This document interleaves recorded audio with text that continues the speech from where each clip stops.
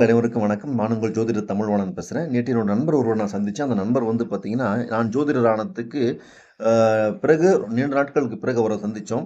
சடனா ஒரு கேள்வி கேட்டாரு. "நீங்க எப்படிங்க ஜோதிடத்துக்குள்ள வந்தீங்க? ஜோதிடம் உண்மையிலே இருக்கா நண்பா?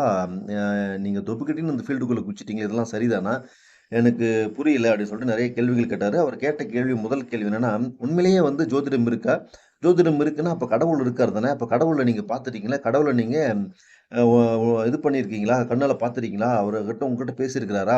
எப்படி ஜோதிடர்கள் வந்து ஜோதிடத்த வந்து இப்படி சொல்றாங்க? அவங்க சொன்னதெல்லாம் சில விஷயம் பலிக்குது. அதே மாரி நடந்தது சில விஷயங்கள் அப்படியே சொல்றாங்க ஒரு சில பேரு. ஒரு சில பேர் சொல்றது பலிக்க மாட்டேன்து அப்படின்னு சொல்லிட்டு நெறைய கேள்விகள் கேட்டாரு. அவரு கேட்ட கேள்விகளுக்கு ஒவ்வொன்னுக்கும் நம்ம தனித்தனியா வீடியோ போட்டா கிட்டத்தட்ட ஒவ்வொரு கேள்விகளுக்கும் ஒவ்வொரு மணி நேரம் நான் போடுற மாரி இருக்கும். சும்மா சின்ன சின்ன விஷயங்கள பத்தி நம்ம பேசுவோம். அவர் முதல்ல வந்து பார்த்தீங்கன்னா, கடவுள் இருக்காரா? இல்லையா? அப்படின்ற ஒரு கேள்விய கேட்டாரு. என்னை பொறுத்தவரை கடவுள் இருக்கிறார். அவர் எங்கும் நிறைந்திருக்கிறார். நீக்கமற நிறைந்திருக்கக்கூடிய இறைவன். இதற்கு வந்து என்னுடைய புரிதல் இல்லாம, அ எல்லார்கிட்டயும் கடவுள் இருக்கார். நீங்களும் உங்களிடத்திலும் கடவுள் இருக்கார். என்னிடத்திலும் கடவுள் இருக்கிறார். ஒரு நாய், பூனை, எலி எல்லா இடத்திலுமே கடவுள் இருக்கிறார்.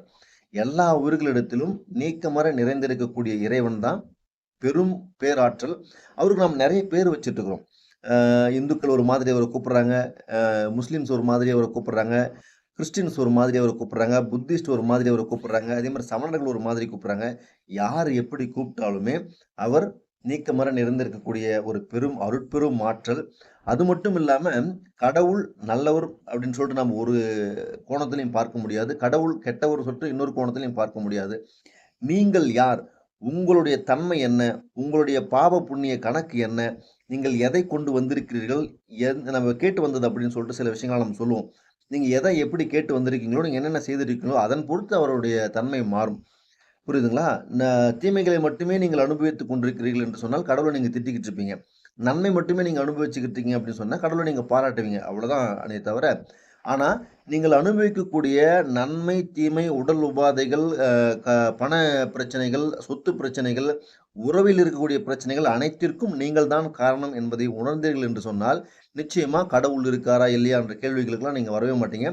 கடவுளை பார்க்க முடியாது, உணர முடியும். புரியுதுங்களா? கடவுளை வந்து அனுபவிக்கணும்.